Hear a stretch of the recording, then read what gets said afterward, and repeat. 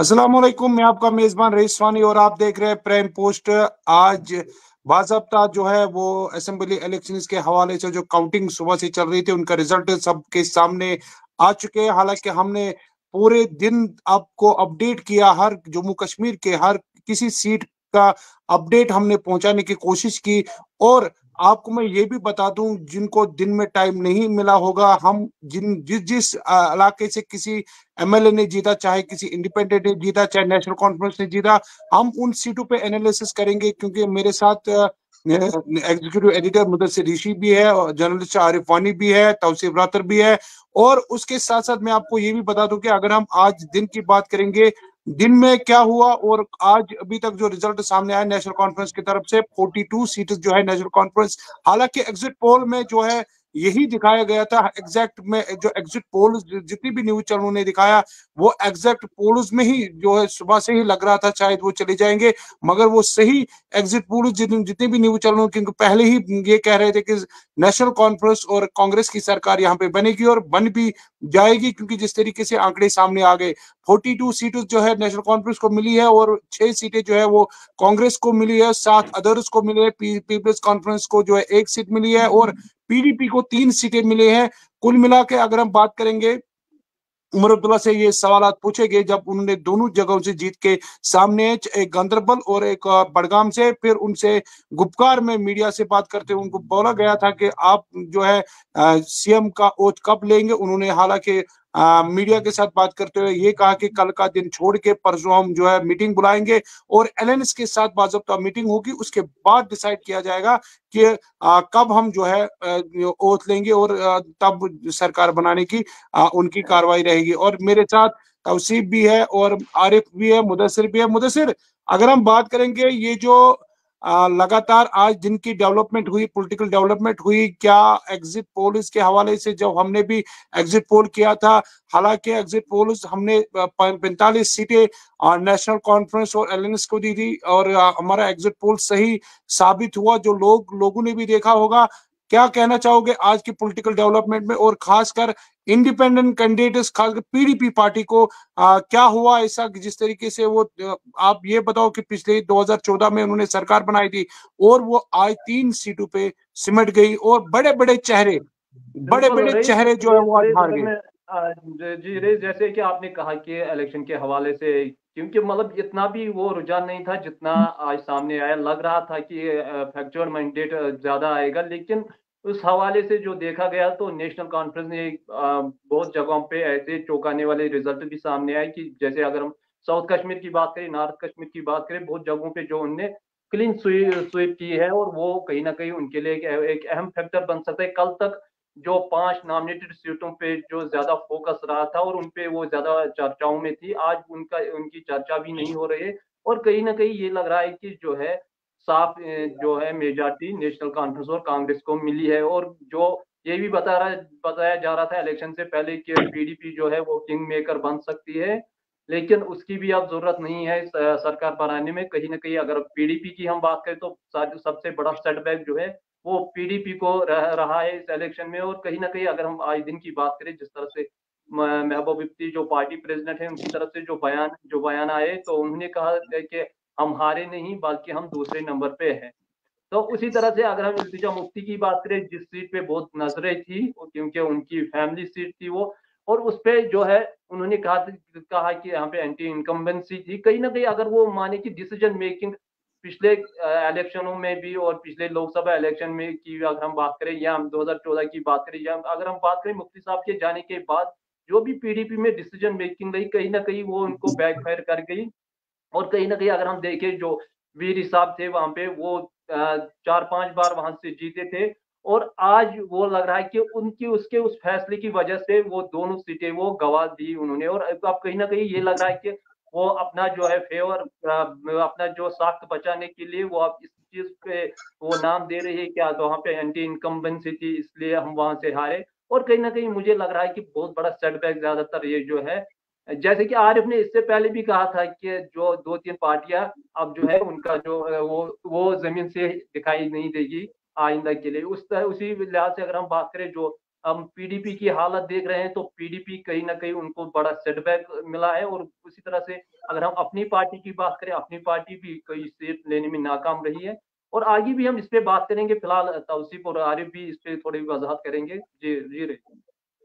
जी आरिफ, मुझे ये बताइए, आपने पहले बताया था कि जब पार्लियामेंट चुनाव हुए थे यहाँ पे, और आपने उस वक्त जो है ये कहा था कि जो दो पार्टियां, चाहे पीपल्स कॉन्फ्रेंस हो, जम्मू कश्मीर अपनी पार्टी हो, दो पार्टियां जो है यहाँ से उनका जो है काफी नुकसान का सामना उठाने पड़ेगा। मुझे ये बताइए आरिफ, अगर आपकी आवाज हम तक पहुंच रही है, आप हमें ये बताइए, जब तक के आरिफ के साथ आरिफ के पास चले जाएंगे, तब से पहले मैं तवसीफ रतर के पास चले जाएंगे। तवसीफ, आप ट्राइबल्स पे नजर रख रहे थे और ट्राइबल्स में आपने काफी कवर कर रहे हो और कर भी रहे हो, क्या लग रहा है आपको पुंछ राजौरी की साइड से जो आपने एग्जिट पोल जो आप कह रहे थे, वहां पे कौन कौन से कैंडिडेट्स आगे जाएंगे, उसके लिए जो रिजल्ट सामने आया है, क्या कहना चाहोगे उस हवाले से? बिल्कुल रईस, मैं आपको बता दूं कि जो शेड्यूल ट्राइब के लिए जो 9 सीटें रिजर्व की गई थी डिलिमिटेशन के बाद, तो कहीं ना कहीं एक डिसाइडिंग फैक्टर था वो 9 सीटें। चाहे जिस तरह से बीजेपी पहले क्लेम कर रही थी, जब चुनाव हुए उसके बाद क्लेम कर रही थी कि हम यहाँ पे सरकार बनाएंगे, क्योंकि उनको भी कुछ ना कुछ नजरें थी कि शायद जो है जो एसटी के लिए जो सीटें रिजर्व की गई है, जिस तरह से पहाड़ी जी कम्युनिटी को रिजर्वेशन दी गई थी, और उसका फायदा जो है भारतीय जनता पार्टी को मिल सकता था। जैसे गुरेज या कंगन की हम बात करें, गुरेज में भी हवा पहले एग्जिट पोल कुछ दिखा रहे थे, गुरेज से जो है भारतीय जनता पार्टी निकाल सकती है सीट, जो पहले एग्जिट पोल से दिखा रहे थे। मगर हैरान कर देने वाले रिजल्ट जो है एसटी सीटों पे भी सामने जो है वो आए। जैसे कि पहले अगर बुदल की हम बात करें, जो बुदल असेंबली सेगमेंट है जो शेड्यूल ट्राइब के लिए रिजर्व की गई थी, उस पे जो है former minister Chaudhary Zulfikar contest कर रहे थे, जो इससे पहले पीडीपी के साथ थे। अब उन्होंने भाजपा ज्वाइन किया था, क्योंकि पहाड़ी फैक्टर भी था वहां पे, और कुछ हिंदू फैक्टर भी था, उस असेंबली सेगमेंट में हिंदू वोट भी था और पहाड़ी वोट भी। उसके बावजूद भी जो उनके जो है रिश्तेदार है, जो भांजे हैं उनके, जावेद इकबाल चौधरी, उन्होंने बड़ी मात्रा से वहां पे अपनी जीत दर्ज की। इससे कहीं ना कहीं लग रहा है कि सिचुएशन जो पहाड़ियों को schedule tribe Bharatiya Janata party ने दिया था, उसका कोई असर खते पीर पंचाल के अंदर में देखने को नहीं मिला। अगर उसके बाद हम और एक सीट की बात करें, थाना मंडी सीट, थाना मंडी भी एक इंटरेस्टिंग सीट थी। वहां पे पीपल्स डेमोक्रेटिक पार्टी और साथ साथ इकबाल मलिक पहाड़ी कम्युनिटी का एक कदावर लीडर, जिसको बाबाया कौम भी कहा जाता है पहाड़ी कम्युनिटी के अंदर, और वहां पे ये जो भारतीय जनता पार्टी की टॉप लीडरशिप थी, होम मिनिस्टर थे, डिफेंस मिनिस्टर थे, उसके बाद जो है प्राइम मिनिस्टर, उसके अलावा जितने भी टॉप लीडरशिप थी वो खतई पीर पंचाल पहुंची थी कंपेनिंग के लिए। और जिस तरह से उन्होंने एक नैरेटिव भी सेट किया था वहां पे कि पहाड़ी कम्युनिटी को भारतीय जनता पार्टी ने रिजर्वेशन दी, उसके बावजूद भी हमने देखा कि उसका कोई भी असर देखने को नहीं मिला। और वहां पे भी हमने देखा कि मुजफ्फर अहमद, जो कि नेशनल कॉन्फ्रेंस के साथ वाबस्ता, उनको मैंडेट नहीं मिला। उसके बाद उन्होंने एज ए इंडिपेंडेंट वहां पे जो है अपना फॉर्म फाइल किया, और उन्होंने भी वहां पे जो है अपनी जीत दर्ज की। उसके बाद अगर राजौरी, जो शेड्यूल ट्राइब के लिए रिजर्व की गई थी, वहां पे भी जो है विबोध गुप्ता, पहाड़ी कम्युनिटी का एक बड़ा चेहरा और भारतीय जनता पार्टी का एक बड़ा चेहरा, और वहां पे होम मिनिस्टर भी कंपेन के लिए आए, डिफेंस मिनिस्टर भी कंपेन के लिए, उसके अलावा जितने भी भारतीय जनता पार्टी के लीडर थे वो पहुंचे थे। और वहां पे भी हमने देखा कि चौंकाने वाला रिजल्ट वहां पे इंडियन नेशनल कांग्रेस के एक इफ्तिखार अहमद, उन्होंने जब नॉमिनेशन फाइल किया, 40 बंदे उस नॉमिनेशन फाइल जब उन्होंने किया, 40 बंदे साथ थे, और खुद कांग्रेस की वहां के लोग परेशान थे कि क्या हम ये सीट निकालने में कामयाब होंगे, क्यों क्या डिसीजन गलत मत हो। उसके बाद जो रिजल्ट वहां पे भी आया, वहां पे भी भारतीय जनता पार्टी को जो है हार का सामना करना पड़ा। उसके बाद अगर पूंछ हवेली की बात करें, वहां पे भी वन साइडेड हमें लगा। उसके बाद मेंढर, जहां पे लग रहा था हमें कि पहाड़ी गुजर जो फैक्टर वो काम कर रहा है, मगर वहां पे भी हमने देखा कि वन साइडेड नेशनल कॉन्फ्रेंस ने वहां पे भी जो है अपनी जीत दर्ज की। उसके बाद अगर यहाँ पे मैं थोड़ी सी चीजें ऐड करना चाहूंगा। जैसे कि आपने कहा कि वहाँ पे जो है बहुत सारे दिग्गज, जैसे होम मिनिस्ट्री की आपने बात की, वहाँ पे प्राइम मिनिस्टर की बात की, या बाकी जो लीडर थे, चाहे हम नितिन गडकरी साहब की बात करें, वो भी वहाँ पे कंपनी के लिए आए थे।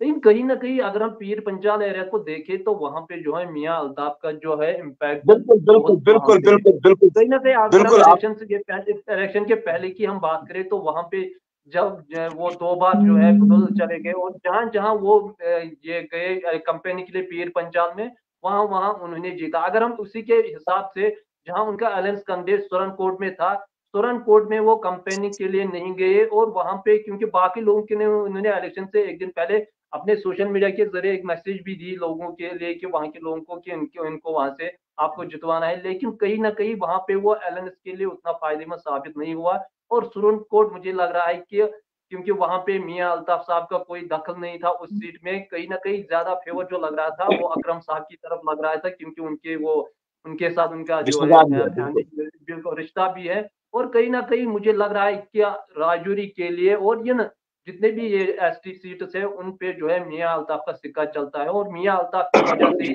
ये सारी सीटें वो जीत रहे हैं। और अगर आपने लोकसभा में भी देखा होगा कि किस तरह से उन्होंने वहां पे जिया कि जिस तरह से आप गए थे वहां पे कंपेन के लिए, हमने वहां पे लोगों को देखा था, और उनके जो उनके तरफ जो उनका जो उनकी पीर मुरीदी वहां पे है, उस पे जो है उन पे वो कुर्बान है वहां के लोग। और कहीं ना कहीं ये लग रहा है कि इम्पैक्ट है मियां अल्ताफ का पीर पंचाल में बहुत ज्यादा।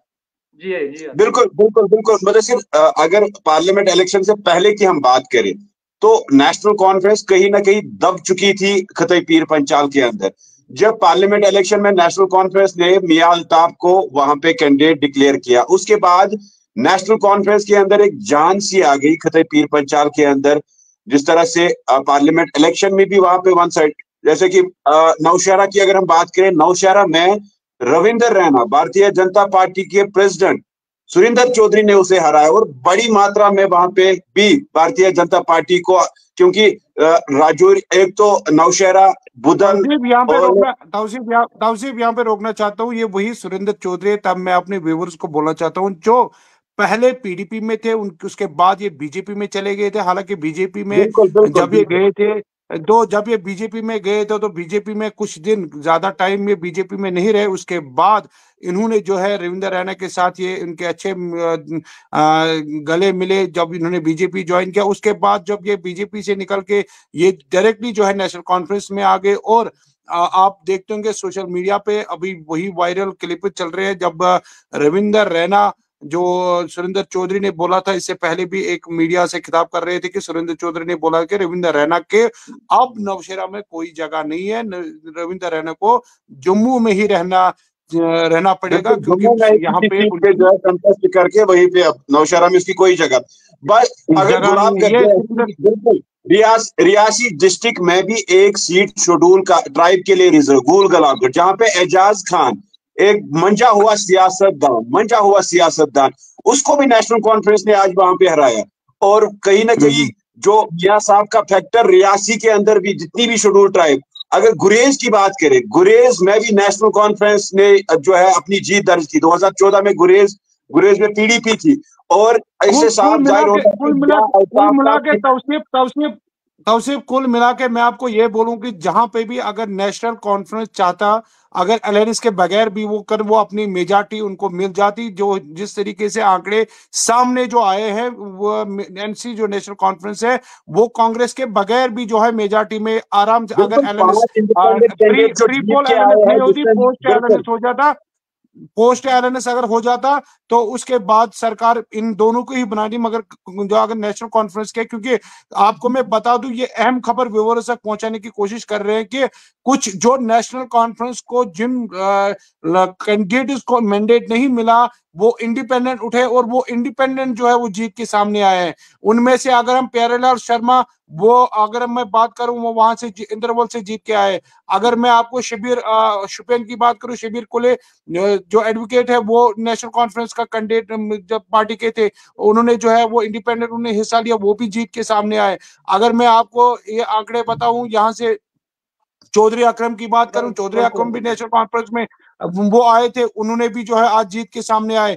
कुल मिला के ऐसे 4-5 ऐसे कैंडिडेट्स है जो इंडिपेंडेंट जीत के सामने आए हैं, जो नेशनल कॉन्फ्रेंस से छोड़ के चले गए। बिल्कुल, मुजफ्फर साहब थाना मंडी से, वो भी नेशनल कॉन्फ्रेंस के थे।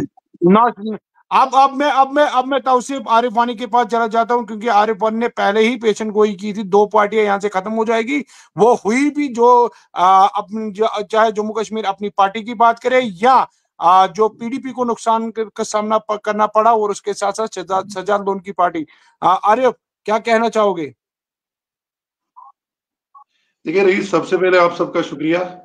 मैं आपको बता दूं कि पार्लियामेंट इलेक्शन में हमने एक डिबेट किया था, उस पर मैंने कह दिया था कि 2 पार्टियों का वजूद जो है जम्मू कश्मीर से मिट रहा है, जिसमें डेमोक्रेटिक प्रोग्रेस आजाद पार्टी और जम्मू कश्मीर अपनी पार्टी थी।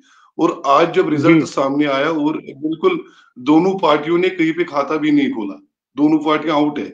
रही बात आज के इस इलेक्शन के हवाले से, इतना इस इलेक्शन में क्लियर हो गया कि बीजेपी ने जिस तरह डिलिमिटेशन करके पुंछ राजौरी सेक्टर को इधर के साथ मिलाया था, लेकिन मुझे लगता है बीजेपी ने सबसे बड़ी गलती की है, क्योंकि पुंछ राजौरी से बीजेपी को वो नहीं मिला जो उनकी उम्मीद थी, जिस लिहाज से इस सीटों को इतना तोड़ मरोड़ के किया गया था। दूसरी बात आपने रेस की थी पीडीपी की। पीडीपी की जहां तक बात है, पीडीपी तो 2014 में ही खत्म हुई थी, जब उन्होंने बीजेपी के साथ एलायंस किया, जब नारदपुर और साउथपुर का नारा दिया था उन्होंने उस वक्त। फिर जब उनको यहाँ से 16 सीटें मिली थी, तब जाके उन्होंने बीजेपी के साथ ही एलायंस की। और आपको मैं बता दूं कि 14 के बाद जब धारा 370 हो या 35 हो, बीजेपी के एंटर होने के बाद ही जम्मू कश्मीर से वो चला गया है। पीडीपी पहले 2014 में ही खत्म हो चुकी थी। अब वो एक तरफ से ना वो रिजल्ट सामने आ गया, ये नहीं पता था कि इस तरह, हालांकि सबको मालूम था कि एलएनएस ही एक बार सरकार बनाएगी, लेकिन इतना बड़ा मैंडेट नेशनल कॉन्फ्रेंस को मिलेगा ये किसी को पता ना था। मैं आपको बता दूं कि मुझे लगता है कि शायद पहली बार नेशनल कॉन्फ्रेंस को मेरी उम्र में इतना बड़ा मैंडेट मिल रहा है, जहां नेशनल कॉन्फ्रेंस इनको इस तरह से इस पे, बिल्कुल जैसे कि आरिफ बता रहे हैं कि लेकिन जहां तक आज एलएनएस की अपनी बात, आपकी आवाज रुक रही है। अरे आपकी आवाज टेक्निकल एरर है, आपको आपकी नेटवर्क इशू है वो भी। जैसे कि आरिफ बता रहे थे कि पिछले अगर हम इलेक्शन, अगर नेशनल कॉन्फ्रेंस होता, एक बात मैं आपको बता दूं इस यहाँ पे कि सबसे बड़ा चीज ये है कि जो कह रही थी कि शायद नेशनल कॉन्फ्रेंस, आवाज नहीं आ रही है शायद मुदस्सिर, इनको थोड़ा जरा नेटवर्क जो है वो ठीक करे। मुदस्सिर, मैं आपको बता दूं कि यहाँ पे जो चुनाव हुआ है, आपको मैं ये भी बताऊं कि जिस हिसाब से सभी कैंडिडेट्स ने, तो चलो ठीक है, उनको तैयारियां मिली, उनको अपने अपनी कॉन्स्टिट्यूंसी में जो है टाइम मिला जो है लोगों से बात करते, मगर यहाँ पे आज जो है अहम एक चीज देखने को मिला, वो कांग्रेस की पीरजादा सईद की सीट एक ऐसी सीट थी जहां पे उनको सिर्फ नोटिफिकेशन के बाद 1 हफ्ते या 2 हफ्ता टाइम मिला अपनी कॉन्स्टिट्यूंसी में घूमने के लिए और लोगों से मिलने के लिए। ये अहम सीट जो थी उस पे नजरें थी, क्योंकि उनको काफी टाइम कम मिला। क्योंकि अगर मैं इलेक्शन के बाद जब डिलिमिटेशन हुआ, उसके बाद जो है उनका पहले कुकरनाग था, कुकरनाग से वो एसटी रिजर्व हो गया, फिर उन्होंने अनंतनाग वेस्ट में कैंपेनिंग की, अनंतनाग वेस्ट में काफी टाइम गुजारा, लोगों से मिले, वहां पे मीटिंग्स की, रैलीज की।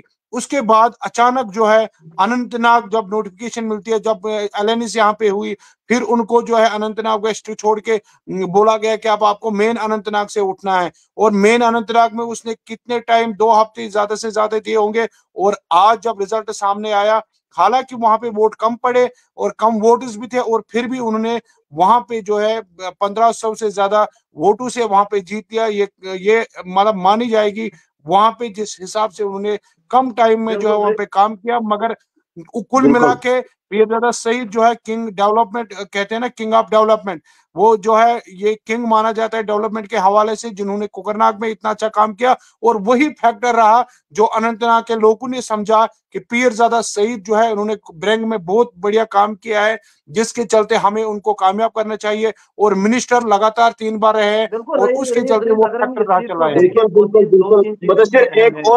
जैसे एक और बड़ी पॉलिटिकल डेवलपमेंट जो हुई हमारे हिसाब से वो है डोडा में आम आदमी पार्टी बिल्कुल झाड़ू चला। महराज मलिक जिसको तो रईस ताऊसी उस जो पे भी बात जिनकी करेंगे। पहले हम शुरुआत बीडीपी से। अनंतनाग की सीट पे बात करें, तो अगर हम अनंतनाग सीट को देखें तो दो तीन चीज इसमें अहम है जिससे पीरजादा को इस पे फायदा मिला।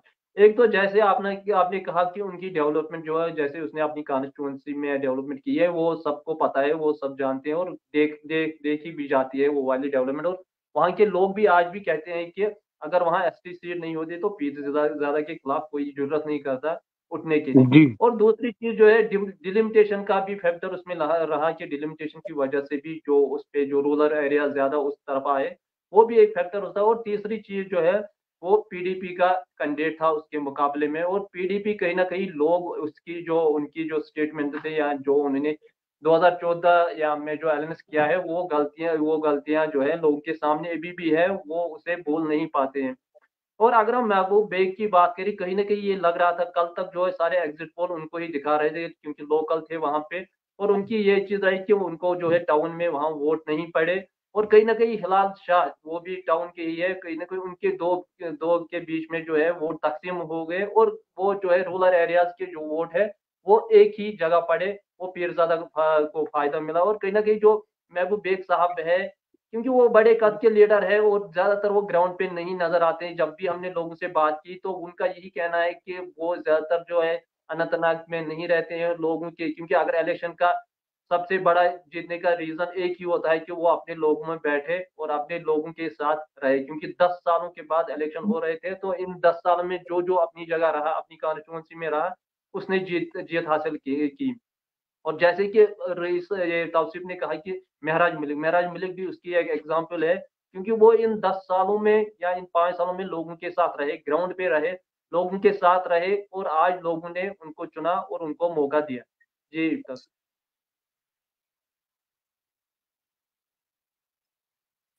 और मुदस्सिर, मैं आपको बता दूं कि जिस तरीके से आपने बोला अनंतनाग सीट के बाद अगर हम बात करेंगे, दूसरी सीट वो है अनंतनाग शांगस अनंतनाग ईस्ट की। अगर हम बात करेंगे वहां पे भी हालांकि ये चल रहा था कि शायद एडवोकेट रियाज खान जो है वो वहां पे जीत नहीं सके, क्योंकि अब्दुल रहमान वीरे का जो वोट बैंक था पहले, बिजबिहारा का आधा वोट जो शेयर था वो सारा बिजबिहारा, मटन की बात करें या शेर की बात करें या बिजबिहारा जो आसपास के गांवों जो कॉन्स्टिट्यूंसी के साथ मिल रहे थे। तो जो आज रिजल्ट सामने आया, मैंने पहले ही हमने एग्जिट पोल में बताया था कि शांगस में रिकॉर्ड इस बार रहा। शांगस में इसलिए रिकॉर्ड रहा कि 5000 वोट पड़ना, 4300 वोट पड़ना शांगस से ही इंडिकेशन थी कि ये सारे इसकी वोट ज्यादा जो है। जानकारी जो है वो आरिफ दे सकते हैं, क्योंकि आरिफ की नजर उस पे थी। आरिफ, आप बता दीजिए शांगस सीट के हवाले से क्या। देखिए मुदस्सिर और रईस, मैं आपको बता दूं कि जहां तक हम शांगस वाली सीट की बात करें तो शांगस में अगर आप देखो तो पीडीपी का 2014 के बाद वहां पे कोई रिप्रेजेंटेटिव था ही नहीं। हालांकि जब से जी डिलिमिटेशन हुई, शांगस कॉन्स्टिट्यूंसी ऐसी कॉन्स्टिट्यूंसी जहां पे कोई था ही नहीं। पार्लियामेंट इलेक्शन होने तक भी शांगस कॉन्स्टिट्यूंसी के लिए कोई भी पीडीपी का रिप्रेजेंटेटिव नहीं था। आखिर कुछ दिनों में अब्दुर्रहमान वीरी को वहां की बागडोर संभालने के लिए भेजा।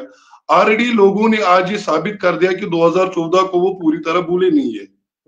ऊपर से नया कैंडिडेट है, हालांकि कुछ उसका वोट शेयर उधर आ रहा है, लेकिन सबसे ज्यादा वोट शेयर शांगस का जो बैलेट है, शांगस, नौगाम, ऊपर चित्रकुलवारा का, कहीं ना कहीं पे वहां से भी कुछ ना कुछ मिलना चाहिए, तब जाके इस असेंबली इलेक्शन में इंसान जीत पाएगा। लेकिन अब जब आप इंसान को दूसरी कॉन्स्टिट्यूंसी में भेज रहे हो, मैं मानता हूं कि अब्दुर्रहमान वीरी साहब बड़े कद के लीडर है, लेकिन 20 दिनों की कैंपेन में अब्दुर्रहमान वीरी साहब वहां के गांवों में जाते, वहां के सड़कें पहचान लेते या लोगों को पहचान लेते। कहीं ना कहीं भी एक बार फिर साउथ कश्मीर से पीडीपी जिंदा हुई थी, लेकिन साउथ कश्मीर के लोगों ने एक बार फिर आज पीडीपी को रिजेक्ट कर लिया। बड़ी मुश्किल से 2-3 सीटें मिली। मुझे वो भी लगता है शायद उन्होंने पर्सनल अपनी इन्फ्लुएंस पे वो सीटें निकाली। बाकी पीडीपी का वजूद अभी तक, पीडीपी 2014 जम्मू कश्मीर के लोग, खासकर कश्मीर के लोग 2014 को नहीं भूले। पीडीपी को ये गलतफहमी थी और इस गलतफहमी के शिकार कई ज्यादा जर्नलिस्ट, ये सोशल मीडिया हो या नेशनल न्यूज चैनल, वो भी इसके शिकार हुए थे। हालांकि मेरा भी ये मानना था कि कहीं ना कहीं पीडीपी इस बार कम से कम 10-12 सीटें लेकर आएगी, लेकिन खोदा पहाड़ निकला चूहा। आप देखिए, सबसे दुख वाली बात है सरताज मदनी साहब की, जो नेशनल कॉन्फ्रेंस का वहां पे कैंडिडेट है। मैं आपको सच बता रहा हूँ, दिल से बता रहा हूँ, काजीकुंड मेरा उतना दूर इलाका नहीं है, लेकिन बड़ा कम जानता हूं मैं उसे। क्योंकि 2014 जो इलेक्शन हुआ है, 14 तक वो कहीं पे फेस में ही नहीं था, फिगर में ही नहीं था, वहां पे गुलाम अहमद शाह थे। अब आ जाए और आखिरी 2 राउंड में सरताज मदनी साहब को हरा दिया। ये इन चीजों को देखकर भी आप मुझे अभी ऑफलाइन कह रहे थे कि मेरी बैटरी की परसेंट जो 1 थी, और जब मैंने देखा था तो तकरीबन वो फिर से दोहरा दीजिएगा, आप क्या मसला था? वही देखो, पहले 8 राउंड तक अगर हम बात करें तो 8 राउंड तक फिरोज शाह ही लीड कर रहे थे। फिर अचानक से सरताज मदनी साहब ने 2-4 राउंडों पे लीड की, जहां पे 200-1600 वोट कुछ भी पहुंचे।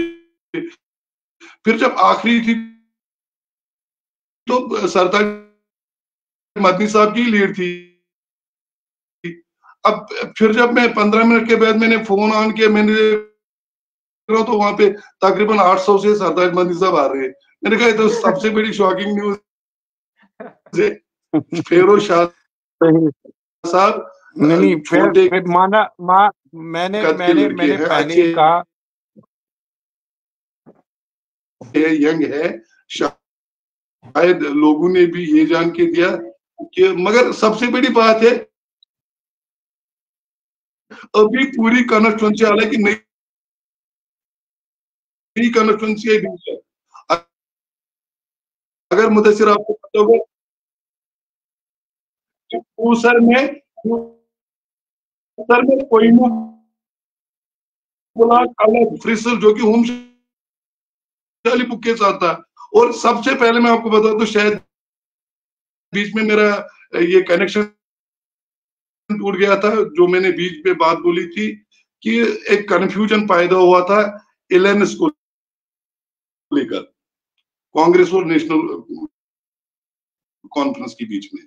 वो अक्सर ये कह रहे थे कि वोट जो है एनसी और कांग्रेस का ये शेयर नहीं हो रहा है, क्रॉस वोटिंग हो रही है।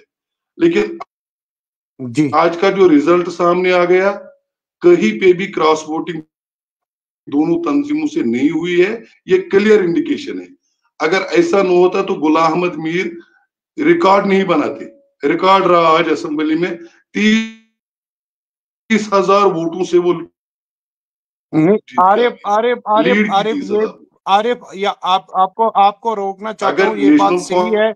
हम जो है व्यूअर्स तक यही बात पहुंचाने की कोशिश कर रहे हैं कि आज जो है क्रॉस वोटिंग नहीं हुई है। आरिफ, आपकी आवाज आप नहीं आ रही है, आपकी आवाज आप थोड़ा फिर से ट्राई कीजिए, क्योंकि आपकी आवाज व्यूअर्स साफ तरीके से नहीं सुन पा रहे। आपने अहम बात बोली, ये बड़ी खबर, क्योंकि इस बार जो है लोग ये कह रहे थे शायद नेशनल कॉन्फ्रेंस जो है कांग्रेस को वोट नहीं डालेंगे, क्या कांग्रेस वोट डालेगी नेशनल कॉन्फ्रेंस को? मगर इस बार जो चुनाव में देखने को मिले, बाज़ाब्ता नेशनल कॉन्फ्रेंस के वोट जो है वो डाइवर्ट नहीं, वो कांग्रेस पार्टी को पड़े। कोई रेस मैं आपको वही बता रहा हूं कि ऑफ रिकॉर्ड कई बार मैंने खानबाल हाउसिंग कॉलोनी में मेरा ज्यादा आना जाना रहता है, मैंने बात की वहां पे नेशनल कॉन्फ्रेंस के लीडरान के साथ, क्या कांग्रेस उन्होंने जो है या कांग्रेस वालों के साथ मैंने बात की, तो वो कहीं ना कहीं अंदर से इस के शिकार बने थे कि शायद वोट जो है वो कन्वर्ट नहीं हो पाएगा। लेकिन रिजल्ट जब सामने आया, मैं कह रहा हूं 100% वोट कन्वर्ट हुआ है। अब पार्टी को एक दूसरे लीडर की बनती नहीं होगी, एक दूसरे की टांगी खिंचाई करेंगे, उस पे पार्टी खुद जिम्मेदार होगी। लेकिन जहां तक आज का रिजल्ट आया, बिल्कुल 100% जो है 100% कन्वर्ट वोट हो चुका है और लोगों ने एतमाद दिया है इनको। मैं आपको ये भी बता रहा था कि आज जब इससे पहले आपने बात की थी तो आप ये कह रहे थे कि शायद अगर एलएनएस भी नहीं होता तो नेशनल कॉन्फ्रेंस इसी तरह बढ़ के आती, लेकिन कहीं ना कहीं इसमें कमी आती, इसलिए कमी आती जब दो पार्टियां, तीन पार्टियां मिलकर लड़ती है, एक हवा क्रिएट होती है, एक वेव बन जाती है। उस वेव की तरफ जो 10%, 20% साइलेंट वोटर होता है, वो कहीं ना कहीं ये सोचने पे मजबूर हो गए हैं कि अगर इन दो बड़ी तंजीमों ने एलएनएस किया है तो कुछ अच्छा जानकर ही किया है, तब जाके आज नेशनल कॉन्फ्रेंस को इतना बड़ा मैंडेट मिला है। हालांकि मैं आपको बता दूं कि मेरी उम्र में पहली बार मैं देख रहा हूं कि इतना बड़ा मैंडेट जो है वो इनको मिल रहा है। और कहीं ना कहीं बीजेपी आज परेशान होगी, जो डिलिमिटेशन हमने तोड़ मरोड़ के कॉन्स्टिट्यूंसी को किया था, पुनिश राजौरी को इधर लाया था अपने फायदे के लिए, लेकिन वो उल्टा पड़ गई। पुनिश राजौरी वाला साइड जो है वो बीजेपी पे भारी पड़ गया। मुदस्सिर आरिफ को थोड़ा आप काट दीजिए, नए तरीके से नए